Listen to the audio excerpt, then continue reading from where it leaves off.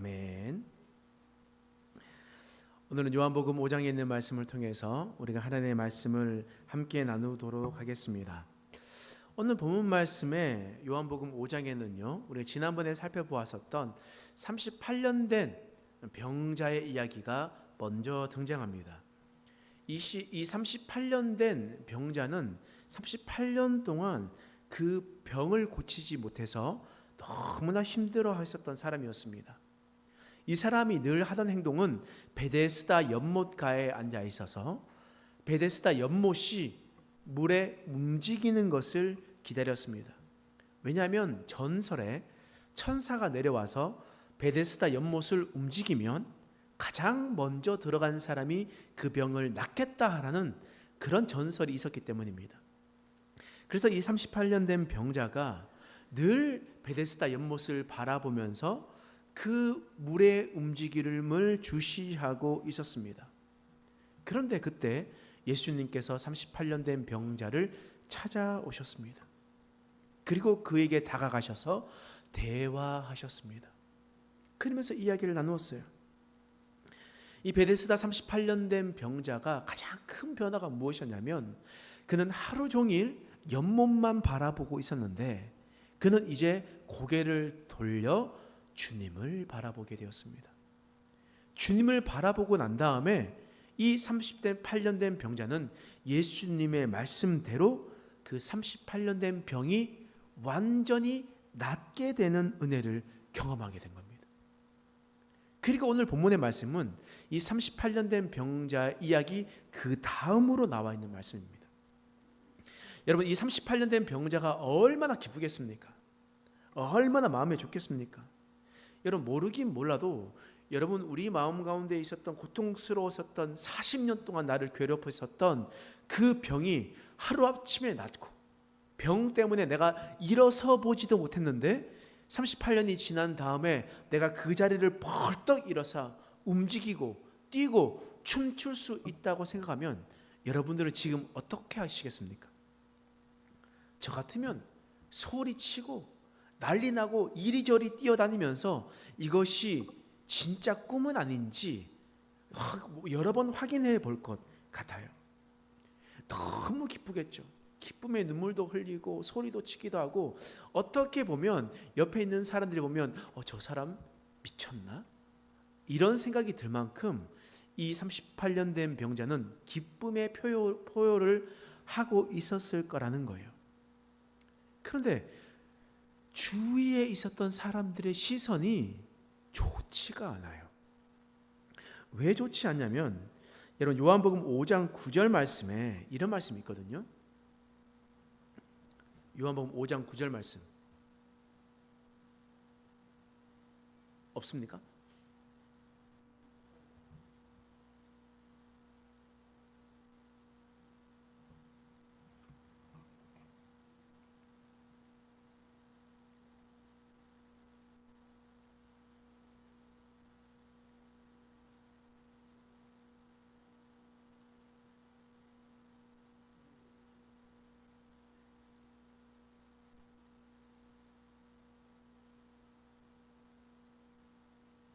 너무 당황스럽네요.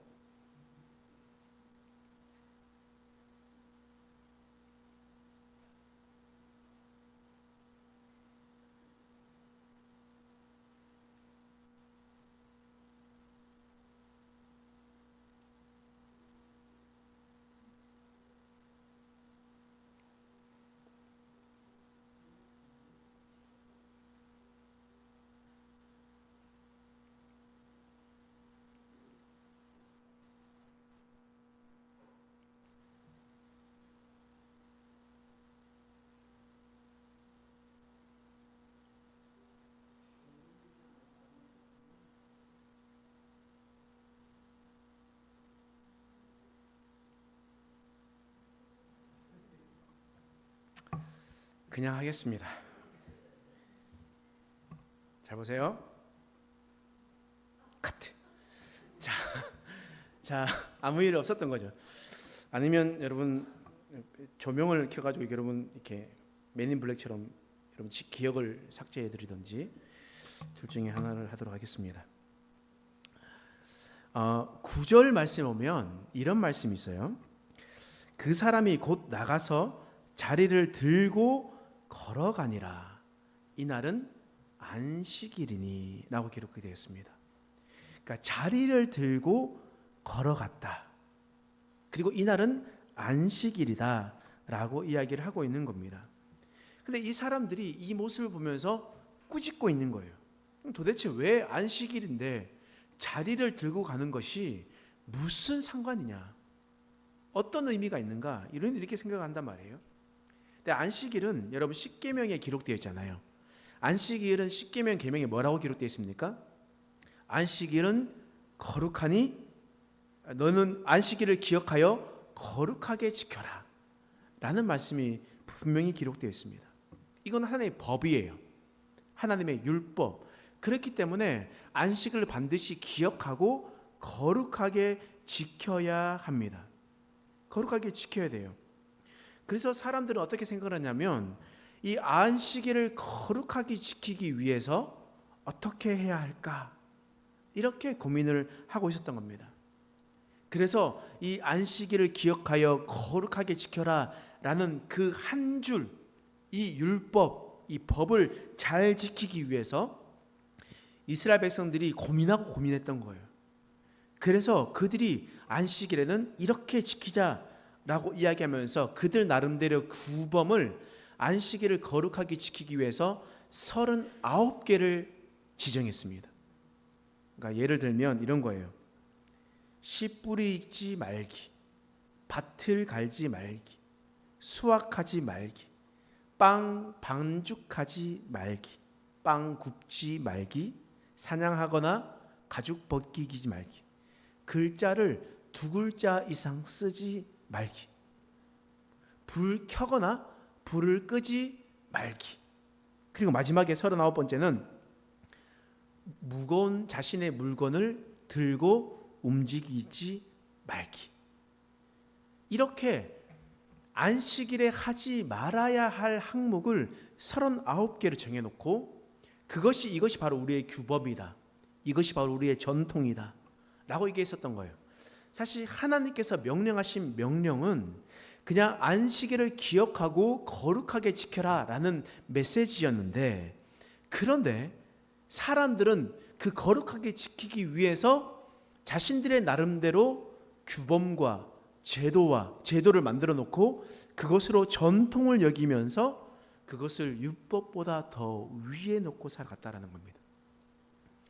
우리나라도 마찬가지였잖아요. 우리나라도 이 주일을 거룩하게 지키기 위해서, 여러분 옛날에 주일에 돈 쓰면 됩니까 안 됩니까? 돈 쓰면 안 되죠. 근데 성경 말씀에 돈 쓰지 말라는 말 있습니까? 없거든요. 이것은 교회가 이 주일을 거룩하게 지키기 위해서 만들어 놓은 규범이었습니다. 제도였어요. 그래서 하면 안 되는 거예요. 여러분 옛날 구약 시대 같으면요, 여러분 밖에 나가서 주일날 외식하면 되면 안 됩니까? 안 돼요. 가스불 켜면 됩니까 안 됩니까? 안 돼요. 여러분 주일날 올라올 때 엘리베이터에 7층을 누르면 됩니까 안 됩니까? 안 돼요. 여러분 이스라엘 가보세요. 이스라엘 가보시면 호텔 가면요, 안식일이 되잖아요. 그러면 호텔은 그냥 자동으로 전층을 운행합니다. 그리고 문이 열렸다가 닫힌 버튼도 못 누르게 돼 있어요. 알았어, 가만히 있습니다. 그리고 밥도요, 그 전날 다 해놔야 돼요. 전날 해놓고 그냥 식은 거 먹는 거예요. 근데 이렇게 잘 지키기 위해서 이런 규범을 만들었다라는 거예요. 그런 규범을 만들어 놓고 10절 말씀에 한번 보세요. 이런 말씀이 기록되어 있죠. 유대인들이 병 나은 사람에게 이르되 안식일인데 내가 자리를 들고 가는 것이 옳지 아니하니라. 유대인들이 말하는 거예요. 지금 안식일이다. 자리를 들고 가는 것이 옳지 않다라고 얘기하는 겁니다. 왜냐하면 안식일의 규범을 39가지를 만들어 놓고 그 마지막 절에 자신의 사적인 것들, 물건을 가지고 움직여서는 안 된다. 2발자국 이상 걸어서는 안 된다. 그런데 지금 이 38년 된 병자가 어떻게 하고 있어요? 지금 38년 된 병을 낫고 난 다음에 누워 있었던 자리를 정리하는 거예요. 여러분들이 솔직히 말해서 여러분들 입원해 보신 적 있으시죠? 입원하시고 난 다음에 2, 3일 지나고 난 다음에 여러분들의 짐이 얼만큼 있습니까? 얼마 정도 돼요? 그냥 잠깐 왔다 가는 거니까 그냥 와서 그냥 하나 들고 나갑니까? 아니죠. 한 트럭이에요. 한 트럭이야. 얼마나 많은지 몰라요. 그 짐을 움직이기가 없어요. 차를 대절해야 돼요. 혼자서 이게 가기가 쉽지가 않아요. 근데 38년이에요. 38년 된 병자 누워 있었던 그 사람, 그 사람의 필요했었던 도구들이 옆에 얼마나 많이 있겠습니까? 그 자리를 싸들고 움직이는데 사람들이 뭐라고 얘기해요? 안식일인데 너의 자리를 들고 움직이는 것이 옳지 않다라고 이야기를 하는 겁니다. 다시 말해서 유대인들은 지금 어떤 관점으로 세상을 보고 있냐면 그들이 세운 제도, 그들이 세운 규범, 그리고 내려온 전통에 따라서 사람들을 판단하는 겁니다. 예수님께서 그를 고치시고 그를 치유케 하신 은혜의 감사를 모르고 또 그가 얼마나 고통스럽다가 굉장히 고통스러웠을 텐데 그것이 다 낫고 일어나 기뻐하며 노래하는 그 마음을 헤아려 주지 않았다는 거예요. 오로지 자신이 생각하는 그 기준대로 자신의 사회적 통념을 안고 사람들을 판단하고 정죄하기 바쁘다는 겁니다. 여러분, 우리도 마찬가지지 않습니까? 내가 생각할 때 이렇게 행동하면 안 되는데 라고 생각하는 그 생각이 사실 하나님의 말씀에는 기록되어 있지 않아요. 하나님의 말씀에 기록되어 있지 않는데 오래된 규범과 제도와 전통으로 내려와서 그것이 나에게 기준이 되어버렸고 그 기준이 되어버렸었던 것 가지고 다른 사람들을 판단하고 있지 않냐는 겁니다. 유대인들은 지금 그렇게 하고 있거든요. 여러분, 구약시대 때 다윗이 있습니다. 다윗이 수도를 천도를 해요. 먼저 헤브론에서 왕이 되었다가 예루살렘으로 천도합니다. 그리고 이 예루살렘으로 하나님의 언약궤를 가지고 오고 싶어요. 근데 여러 가지 일들 때문에 잘 못하다가 마침내 언약궤를 예루살렘으로 가지고 오게 되었습니다. 그때 다윗이 한 게 무엇입니까? 춤을 췄어요. 너무 기뻐가지고 춤을 확 하나님께 췄어요. 기뻐함을 하나님께 찬양했다는 얘기예요. 근데 그 춤을 추는 모습을 보고 옆에 있었던 미갈이 어떻게 했습니까? 비방했습니다. 정죄했어요. 왜냐하면 그들의 사회적인 전통과 규범에 의해서는 왕이 채통을 지켜야 되는 것 아닙니까? 어찌 사람들 앞에서 옷이 흘러내릴 정도로 그렇게 춤을 추고 있습니까? 미갈이 못했던 게 뭡니까? 지금 다윗의 마음을 헤아려 주지 못했던 겁니다. 하나님께 얼마나 감사하고 하나님 앞에서 얼마나 기뻤으면 그렇게 옷이 흘러내릴 줄 모르고 춤을 추고 있었는가, 그렇게 생각을 해야 되는데 몰랐던 거예요. 저도 그랬습니다. 저도 어렸을 때 부흥회를 하잖아요. 그럼 저희 부모님은 늘 항상 성가대를 하셨기 때문에 그 성가대 앞에 자리에 앉아 계셨어요. 그리고 난 다음에 설교 말씀 듣고 난 다음에 주여 삼창하고 기도하잖아요. 그러면 저희 부모님이 확 눈물 흘리면서 기도해요. 그럼 저 뭐 하고 있었게요? 뒤에서 운다. 뭐 이러고 있었어요. 어렸을 때 너무 생각이 나요. 지금도 생각이 나요. 왜냐하면 어른들은 눈물이 흘리지 않는 거고 사회적 규범과 제도와 전통 안에서 그렇게 생각하지 않잖아요. 근데 저는 그럴 때 비판하고 정죄하고 그냥 생각을 했었던 거죠. 놀리고 있는 거죠. 조소하고 있었잖아요. 마찬가지였습니다. 유대인들은요, 자신들이 생각하는 그 기준, 하나님의 말씀이 아니고 전통을 기준으로 삼아서 다른 사람들을 판단하고 정죄하는 일들을 하고 있었다라는 거예요. 근데 예수님은 어떻게 행동했겠습니까? 여러분 요한복음 5장 17절 말씀에 이런 말씀이 있어요. 예수께서 그들에게 이르시되 내 아버지께서 이제까지 일하시니 나도 일한다 하시매. 예수님께서 일하시는 방식이 무엇이냐? 아버지께서 이제까지 일하셨으니 나도 일한다. 그럼 예수님의 일하시는 방식이 누구를 닮아갔습니까? 하나님 아버지를 닮아갔었다라는 거예요. 나는 사람들의 방식대로 살아가는 것이 아니라 나는 하나님의 방식대로 나는 일할 것이다. 나는 그렇게 일한다라는 거예요. 사람들은 안식일에 어떤 행동들을 하면 안 된다. 그런 전통을 만들어 놓고 제도를 만들어 놓고 그렇게 살아가며 있었고, 또 그렇게 잘못하게 그들이 생각했었을 때 실수했었던 것을 정죄하고 있었지만, 예수님은 안식일에 사람을 구했습니다. 병든 자를 치유했습니다. 구덩이에 빠진 자를 건져 올렸다라는 거예요. 이게 하나님의 방식이라는 거예요. 사람을 살리는 것이 하나님의 방식이다 라고 이야기를 하는 겁니다. 하나님의 창조의 섭리를 보면 너무나 우리는 잘 알 수가 있어요. 여러분, 하나님께서 창조하셨을 때 이 세상을 창조하셨잖아요. 뭐 여러 가지 만드셨지만 첫째 날부터 시작해서 빛과 궁창을 만드시고, 또한 바다와 육지를 나누시고, 식물과 날아다니는 새와 또한 들짐승들을 다 만드셨어요. 그리고 마지막에 무엇을 만들었습니까? 사람을 만드셨잖아요. 그리고 하나님은요, 사람을 누구보다 귀하게 여겼습니다. 왜냐하면 그 다른 것들은 다 치워도 사람만 하나님의 형상대로 창조되었기 때문입니다. 하나님의 형상을 온전히 물려받은 사람은 바로 사람밖에 없어요. 그래서 하나님을 가장 귀하게 여겼어요.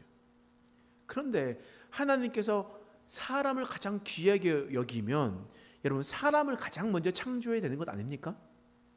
그렇잖아요. 그런데 하나님께서 왜 사람을 가장 나중에 창조했습니까? 만약에 아무것도 없는 곳에서 사람만 창조하면 사람이 살아갈 수 있습니까? 없습니까? 살아갈 수가 없죠. 근데 하나님께서 모든 것을 다 만들어 놓고 그 다음에 사람을 창조한 거예요. 저는요, 어렸을 때부터 저희 집에 어항이 있었거든요. 그래서 아버지가 물고기, 금붕어 이런 걸 좀 키우는 걸 좀 좋아하셨습니다. 저는 그걸 늘 밤마다 보면서 늘 이렇게 그걸 좋아했어요. 그래서 나중에 돼서 그런지 몰라도 저도 물고기 키우는 것을 너무 좋아했어요. 저희 집에 조그만 집이었었는데 저희 집에 예전에 거의 거실의 절반이 어항인 적도 있었습니다. 그래서 집에 곰팡이가 펴서 난리 난 적도 있었고, 집에서 쫓겨날 뻔도 한 적이 있었죠. 저 물고기 키우는 걸 너무나 좋아해요. 그걸 뭐라고 하냐면 물생황이라고 하거든요. 물생황이라고 하는데, 여러분, 물고기를 좋다고 해가지고 물고기만 그냥 사오면 됩니까? 안 됩니까? 그럼 살아갈 수 있습니까? 그렇지 않거든요. 그리고 싼 고기는요, 어떤 물에 넣어놔도 괜찮아요. 그러니까 어느 여러분들 가서 싼 거를 가지고 와가지고 그냥 수돗물 받아가지고 넣으면 잘 사는 고기가 있습니다. 그거는 예민하지 않고 그냥 막 키울 수 있는 고기예요. 근데요, 비싼 어종일수록 예민하고 또 잘 살아가지 못하는 것들이 있거든요. 그러면 어항을 잘 만들어야 돼요. 어항을 사고 물을 넣습니다. 그리고 거기에 있는 이런 여과기를 넣어야 돼요. 근데 여과기를 넣을 때 그냥 넣으면 안 되고 그 안에 여과제를 있어야 됩니다. 그 여과제 안에 또한 박테리아를 넣어줘야 돼요. 그래서 그 박테리아에 그 여과제가 붙어가지고 이 생물학적 여과를 할 수 있도록 있어야 됩니다. 근데 그게 하루 이틀이 되는 게 아니에요. 적어도 2주에서 한 달은 지나야 생물학적 여과 사이클이 돕니다. 그래서 이 물고기가 오줌을 싸든지 똥을 싸든지 하더라도 그것을 분해할 수 있는 능력을, 그 물이 힘을 가져야 되거든요. 그리고 난 다음에 물고기를 넣어야 돼요. 그렇게 해야지 됩니다. 이와 마찬가지예요. 하나님께서 이 세상을 창조하실 때 그냥 사람을 밀어넣지 않았어요. 그 모든 것이 다 사이클이 돌고 사람이 살아갈 수 있는 환경이 되었을 때 사람을 창조하고 사람을 넣어놨다라는 거예요. 그리고 사람이 살아갈 수 있는 거예요. 이게 하나님의 일하시는 방식입니다. 무엇이 중요하냐? 사람을 사랑했기 때문입니다. 사람을 사랑했기 때문에 사람이 살아갈 수 있는 것을 만들어주는 것이 바로 하나님의 일하심이었어요. 시편에 보면 이런 얘기가 있거든요. 주께서 물의 경계를 정하여 넘치지 못하게 하시며 다시 돌아와 땅을 덮지 못하게 하셨나이다. 그게 무슨 말이냐면 주님께서 바다와 육지의 경계를 정했대요. 그리고 그 바다가 육지를 넘어오지 못하도록 하셨대요. 이 말은 무슨 말이겠습니까?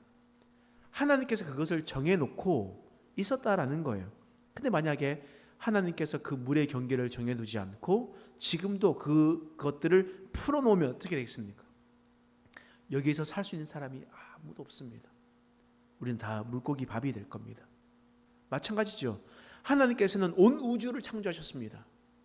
온 우주를 창조하셨는데 정말 신기하게도 이 지구는요, 한치의 오차도 없이 태양을 공전하고 있어요. 한치의 오차도 없이. 근데 그것이 조금이라도 벗어나가면 이 지구는요, 어딘가 떨어지고 행성과 행성이 부딪히게 될 겁니다. 그런데 그 모든 것이 조화롭게 온 우주가 움직이고 있어요. 이 말은 무슨 말이겠습니까? 지금도 하나님께서는 그 모든 것을 붙드시고 계시다라는 겁니다. 근데 하나님 손을 놓으면 어떻게 될까요? 여기서 살아 있을 수 있는 사람이 아무도 없습니다. 근데 누구를 위해서요? 바로 우리를 위해서요. 하나님의 형상으로 창조하신 바로 인간을 위해서.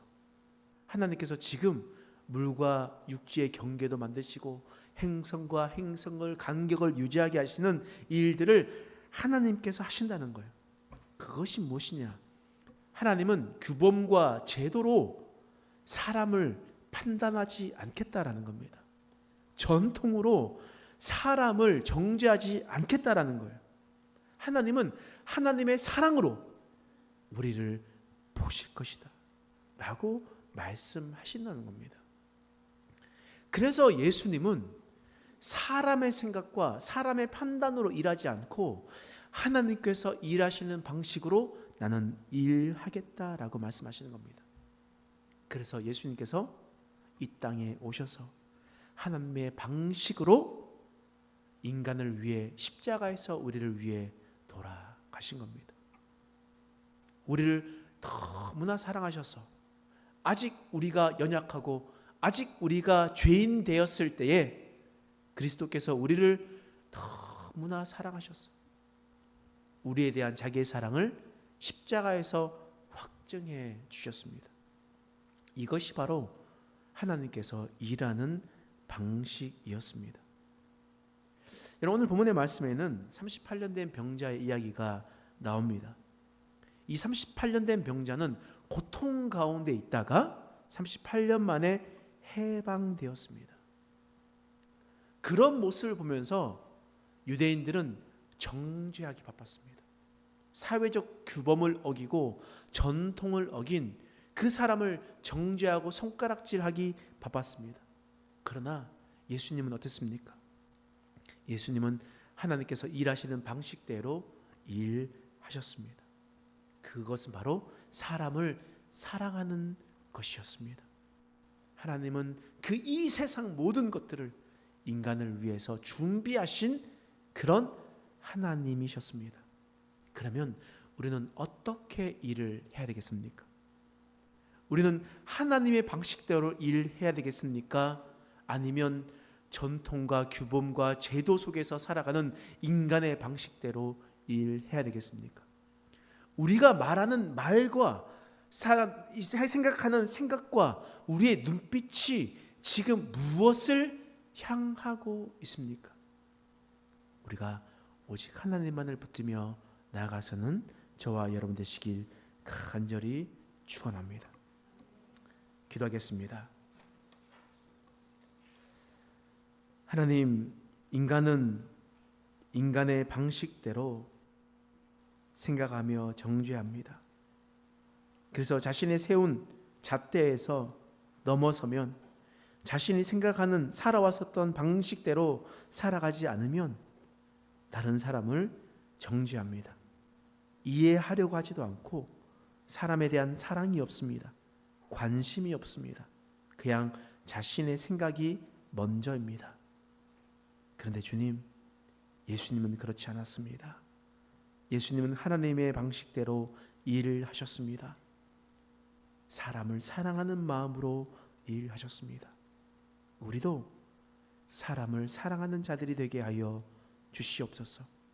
비판과 판단과 정죄가 앞서는 것이 아니라 그 사람을 이해하고 그 사람을 알아가고 그 사람에 대한 관심을 두면서 하나님의 사랑으로 사람을 살리는 일들을 하게 하여 주시옵소서. 감사드리며 예수님의 이름으로 간절히 기도드립니다.